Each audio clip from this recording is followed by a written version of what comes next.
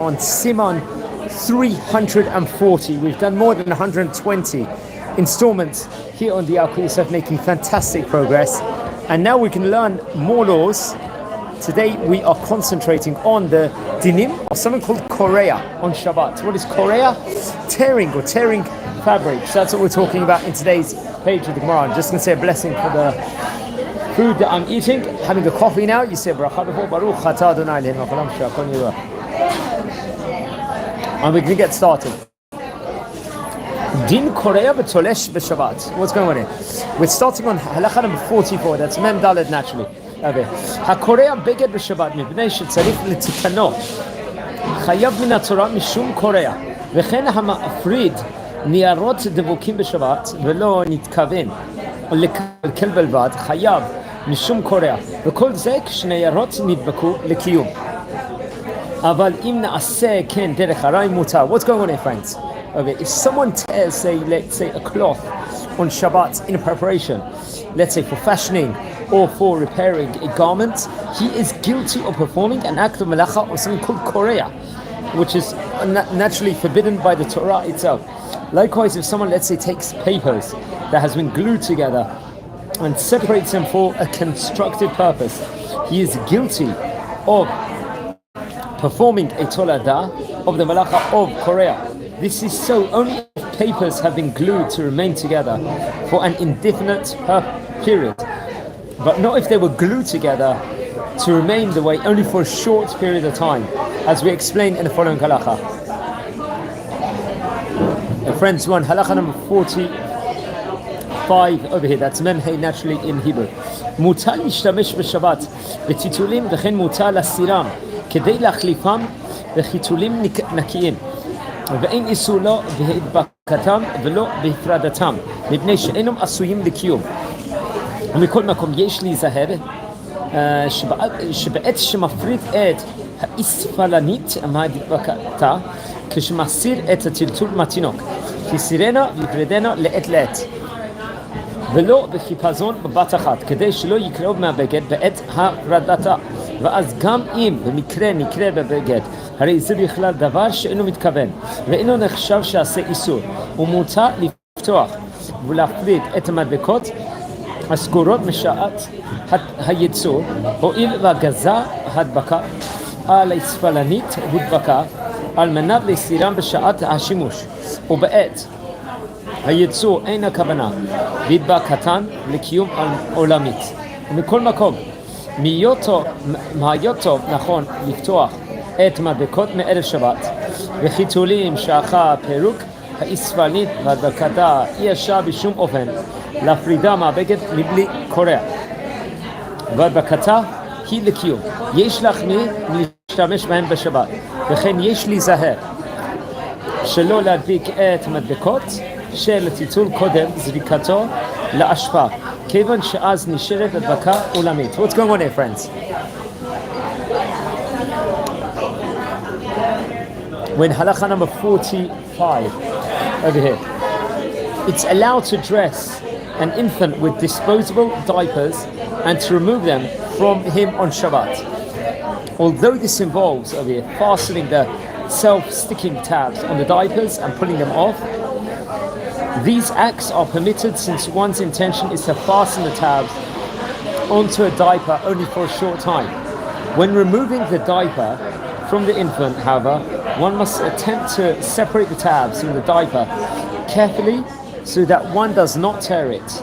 If it tears despite one's efforts, one has done nothing wrong since one had no intention of tearing it, not necessarily have to tear the diaper. Therefore, it is a case of davar she'eino mitkaven, that is not psikresha. If a certain brand of diapers, let's just say, is a type that invariably will be torn when one pulls the tabs order to remove them from the infant, one should then avoid using that brand of diapers on Shabbat. When one removes over here a new diaper from its package in order to use it, it's allowed to separate the tabs and open the diaper over here. Since it was stuck onto the diapers in the factory, in order to be later separated. Although they might remain stuck on the diapers for a long time, they were not stuck on and remain in its place permanently. Nevertheless, it's proper to separate the tabs from the diapers before Shabbat and to stick them back on intending to use them during the following day. Okay, friends, we're on halacha. Okay, after removing a diaper, he adds over here, from an infant, it's forbidden to stick the tabs onto the diaper in preparation for disposing it in the garbage over here. At this point, one sticks the tabs onto remain there permanently, and therefore it is an act of melacha of tofer.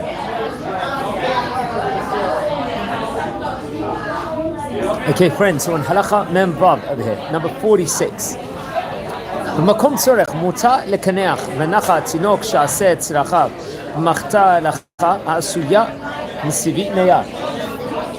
אולם מחתה הלכה העשויה מבד קשה להקל.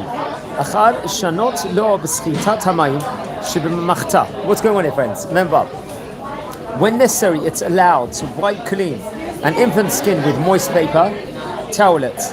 If the towelettes are made of cloth fibers, however, they pose an issue on sikita, squeezing a liquid from where it has been absorbed.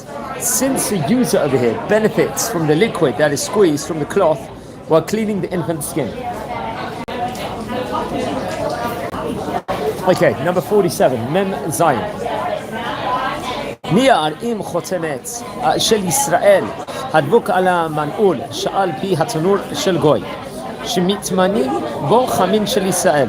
יש אומרים שהקורא בשבת חייב משום קורא, ולכן אסור אפילו על ידי גוי. יש מתירים, וכן עיקר.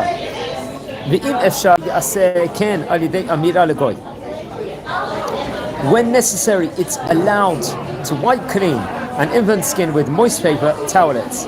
If the towelettes are made of cloth fibers, however, they pose an issue of sikita, squeezing a liquid from where it has been absorbed, since the user benefits from the liquid that is squeezed from the cloth while cleaning the infant's skin. Friends, we're in Mem Zayin now, that's number 47 over here in the halacha. Niyad im chotemet shel Yisrael hadvuk ala man'ul she'al piyatano shel goy שמטמינים בו חמין של ישראל. יש אומרים שקראו בשבת חייב משום קורע. ולכן אסור אפילו על ידי גוי, ויש מתירים. וכן עיקר, ואם אפשר יעשה כן על ידי אמירה לגוי. What's going on, friends?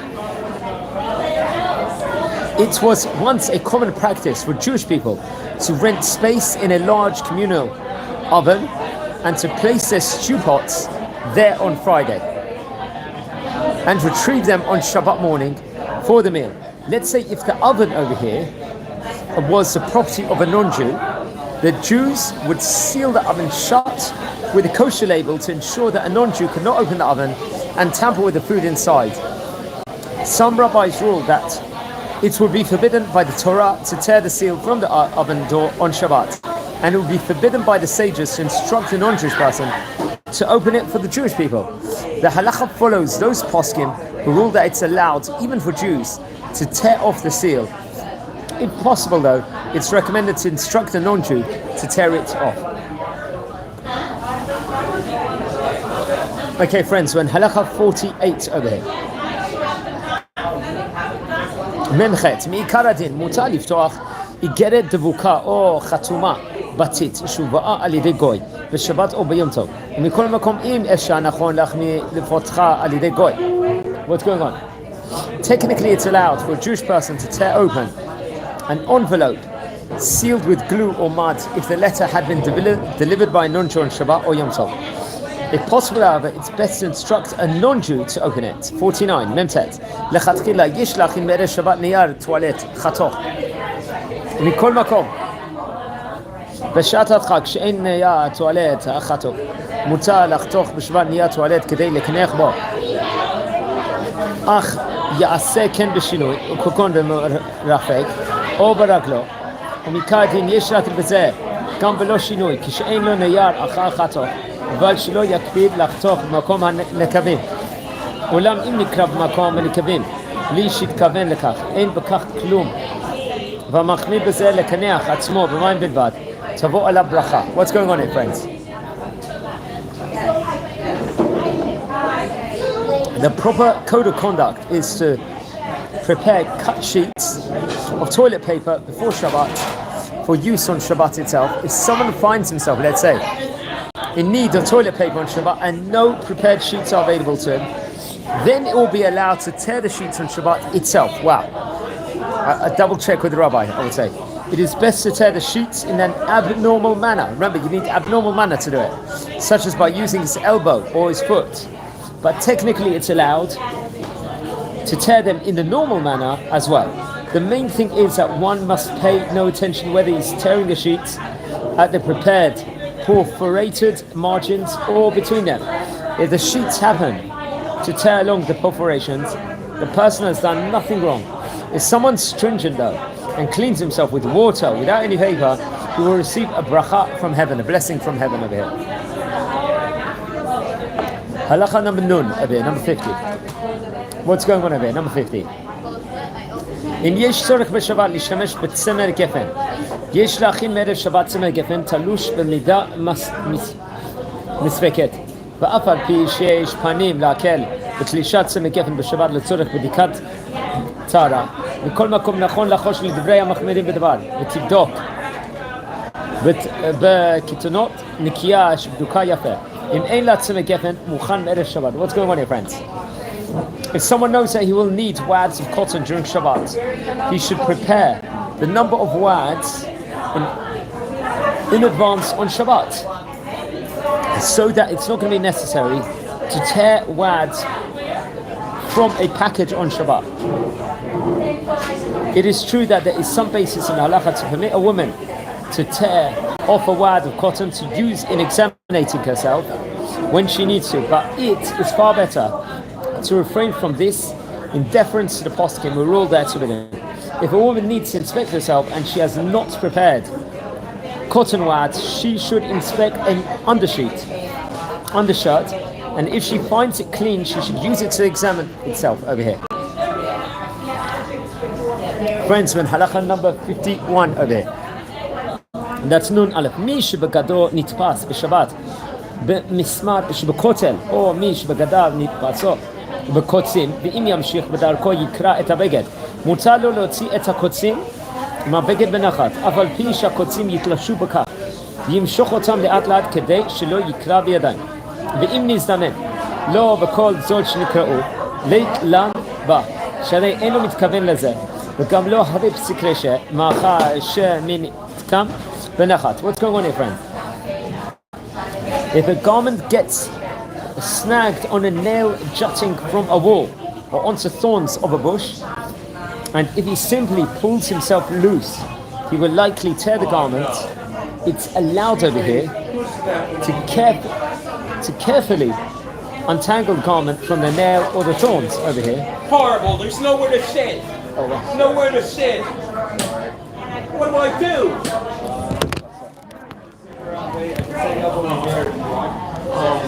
Well, so I'll move over here and then we'll have this. Okay, huh? Oh, you're moving, alright. Okay. Yeah, sorry about that, just going to relocate in a minute. Okay, yeah. Okay, I'll just continue. Okay. If a garment gets snagged on a nail jutting from a wall or onto thorns of a bush, and if he simply pulls himself loose, he will likely tear the garment over here. It is allowed to carefully untangle the garment from the nail or thorns, even if this causes the thorns to become separated from the stem on which they grow. It's allowed since the person has no intention. I'm going to get a chair and sit over here also. I can't help it. There's no place to sit. Oh, no, she's moving now. Yeah. Yeah, no, I would have moved. She said she was, I was prepared to move, sorry. Yeah, sorry about that. Okay. Anyone that's tuning in, don't forget to hit the like button and also subscribe to the channel. Friends, we're coming close to 4,000 subscribers. I'm just going to start again the halakha over here. If a garment gets snagged on a nail jutting from a wall or onto thorns of a bush, and if he simply pulls himself loose, he will likely tear the garment over here. It's allowed to carefully untangle the garment from the nail or the thorns, over here, even if this causes the thorns to become separated from the stem on which they grow. It is allowed since a person has no intention of pulling out the thorns and it's not psikresha, meaning it's not inevitable that this will happen over here. That was very interesting. Thank you so much. Yeah, all right. They are together or not? They were sitting together? Oh, okay, fine. So I don't need to get up. You guys are together? Oh, sorry, you're with him or? Oh, you're by yourself. All right. Oh, so maybe I'll swap with him. So then he'll get a chair. Hold on. Hold on a minute. Thank you very much. Just more space. Just move everything. Hold on a minute. Yeah, sorry about this. Yeah. Someone else? So you can clean it from an hour ago. Pleasure.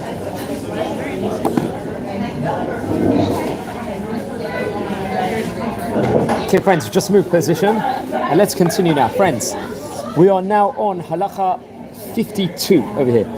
Tearing open packages on Shabbat. What's it in over here within regards to that? שקיות חלב וכן חבילות מזון סגורות ועטופות בנייר מותר לקרוא את השקית או נייר בשבת כדי לקח משם את המזון ובפרט אם עושה כן דרך השחתה וקלקול וכן מותר לקרוא את הנייר העוטף את המצות כדי לקח משם מצה או את הנייר העוטף את הוופל או את הגלידה או השקית משקה וכל כיוצא בזה ובפרט אם קורה דרך השחתה וקלקול. What's going on here, friends? Number 52.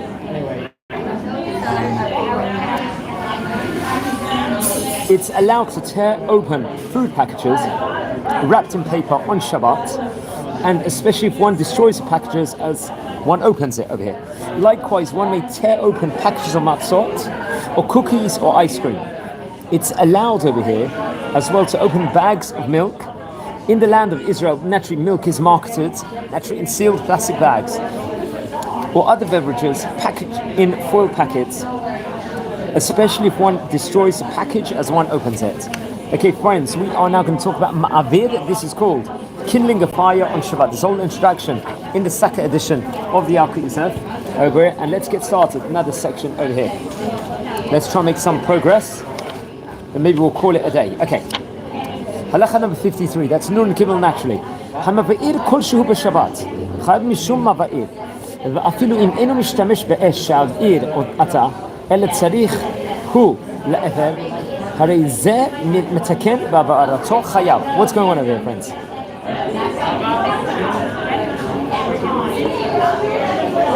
The act of burning even the tiniest amount of material on Shabbat, if forbidden by the Torah, as an act of the malach of mav'ir, even if he does not use a flame at this time, but he wishes to use the ashes, okay, that the fire produces, it is considered a constructive act of malacha and is a capital offense of Shabbat desecration. Number 54, stoking coals on Shabbat. What's it in? אף המחתה את הגחלים בשבת חייב משום מבעיר ואסור לפתוח דלת או חלון כנגד המדורה מפני שהרוח מלווה את האש. Oh, what a coffee. The act of stoking coals of an existing fire on Shabbat is equally forbidden. In fact, it's forbidden to open a door, a window in front of a burning blaze, since this causes the wind to fan the flames. Okay. Number 55. המוסיף שמן לנר בשבת חייב משום מבעיר וגם המטה את הנר ומקרב את השמן לפתילה ומטעם זה גזרו החכמים שלא לקרוא יחידי לאור הנר מחשש שמא יטע את הנר ויבוא לידי הבערה בשבת. If someone adds over here oil to a burning lamp, he is guilty of an act of mav'ir as well, even if he simply tips the lamps so that the oil inside comes closer to the burning wick. He's guilty of performing over here an act of ma'avir. Our sages instituted a decree forbidding a person to read by the light of an oil lamp by himself on Shabbat, for fear that he may absentmindedly tip the lamp and be guilty of this melacha over here. Okay, friends, we are now talking 56. Turning up a fire, is that going to be allowed on Shabbat or not? I think most of us will know the answer. קיריים של גז הדלוקות מבעוד יום אסור להגביה את האש בשבת וכן אין להגביה את דרגת החום שבתנור או פלטה חשמלית. What's going on, friends? If the gas stove is left on since before Shabbat, it's forbidden to turn up the gas and raise the level of the fire on Shabbat. Likewise, it's forbidden over here to raise the level of heat of an oven or an electric warming plate on Shabbat. Okay, 57. Nun sign. המחמם מיני מתכות בשבת כדי לצרפן במים. חייב משום מבעיר. What's going on here? Pleasure. The act of heating new metal utensils on Shabbat in order to temper them in water is forbidden by the Torah as an act of מבעיר. Okay, two more. הלכות נון ח' בגד סינתטי שעל ידי שפשוף קל בעד לבשותו יוצאים ממנו כעין ניצוצות אש ונראים במקום אחר מותר ללבשו או להסירו מעליו בשבת שואל והפושט או לבוש בגד זה אין לו כל כוונה להוצאת ניצוצות אין לחוש בו משום איסור הבערה שניצוצות כאלה אין בהם ממש. What's going on here?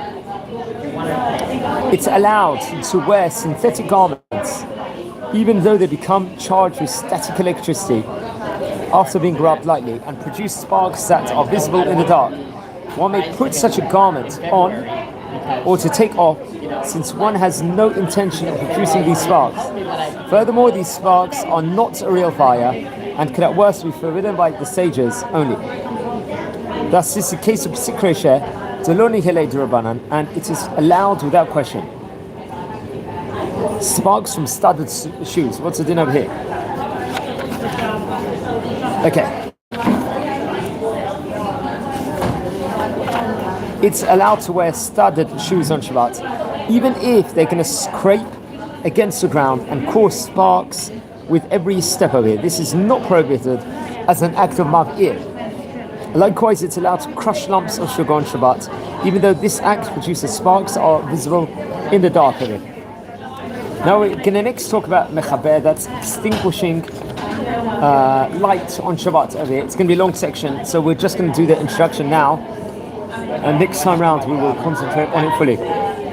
We know that the melacha of mechaber, this introduction to the second edition, is unique among the 39 halachot. Why? It seems to be destructive, stopping the fire from producing its light and heat, and the Torah forbids it over here. The Talmud in Shabbat in 31b explains that according to Rabbi Shimon, one is guilty of performing the melacha of mechaber only if the person puts out the fire in order to produce charcoal from the wood that was burning over here. So that's one thing. They also say over here, just to add on, if someone extinguishes a glowing metal in order to prevent it from damaging his property, he definitely has performed an act that's forbidden only by our sages, since this is not the act of creating charcoal whatsoever. But guys, I'm going to leave it here. Wishing you all a great day, and take care.